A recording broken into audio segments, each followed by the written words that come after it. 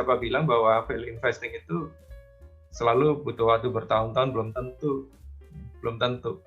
Pak Lo beli Indi 100, jual di 600. Nanti ada ceritanya semua di belakang. Ini hanya dalam waktu 2 bulan. Saya saksi hidupnya ini. Dia cerita waktu memberi kuliah di Prasetya Mulia malam-malam, tumben ya, dia tanpa ditanya dia cerita bahwa tadi dia beli saham Indi.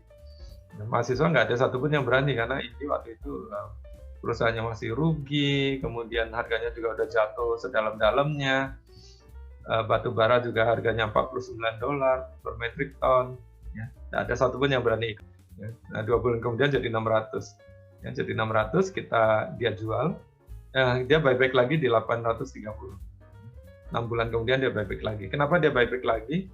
Ya karena dia melihat bahwa Indi ini punya perkembangan yang sangat bagus waktu itu ya.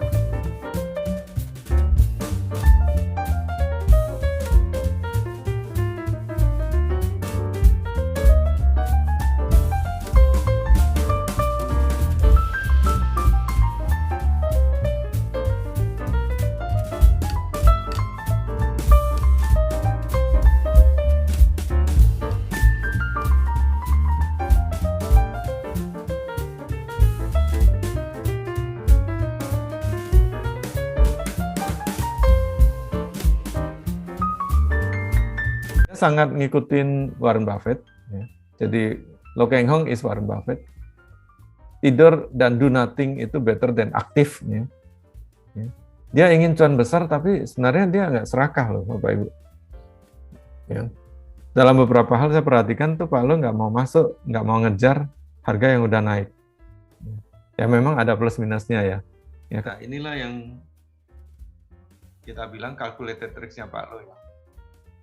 Satu, UT operasionalnya masih bagus. Tadi masih 1 triliun ya laba operasional. Jadi laba operasional itu penting ya Bapak. Saya biasanya itu perhatikan betul itu.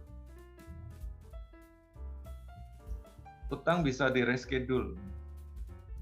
Karena utangnya ke Jepang. Pak Lo cek kreditornya siapa? Oh Jepang. Jepang tahu, kreditor ini tahu bahwa perusahaan ini adalah perusahaan yang bagus. Dia tahu manajemennya Astra seperti apa. Kalau krisis berlalu, Pak Lo yakin UT bisa pulih. Nah, ini nih adalah masalah prospek.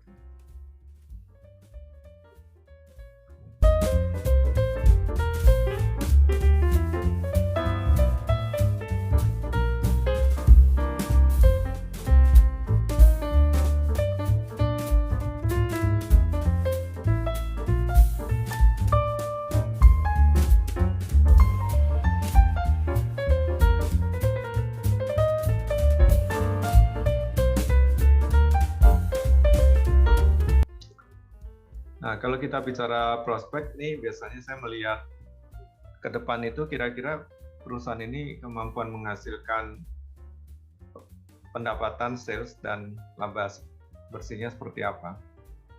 Dan saya ingin mencari yang memiliki pertumbuhan yang sustainable. Tidak hanya 1-2 kuartal, tapi bisa lanjut terus. Perkecualian tentunya untuk saham yang sifatnya cyclical ya, yang bisnisnya itu mengikuti siklus. Contoh seperti komoditas. Nah, itu kita mesti hati-hati. Komoditas itu kan dia memang gerakannya itu kan naik turun gitu. Menyesuaikan dengan siklus bisnis. Lalu saya akan cek seberapa profitable perusahaan itu. Saya pakai ROE, saya pakai net profit margin. Panin Invest tadi itu PNIN punya sekitar 62%. Pak Lo punya ini tahun 2020 ya. Ini kita dapatkan di annual report AR-nya PNLF tahun 2020. Itu Pak Lo di urutan kedua ini. Ya, dia punya 2,76, belum sampai 5%.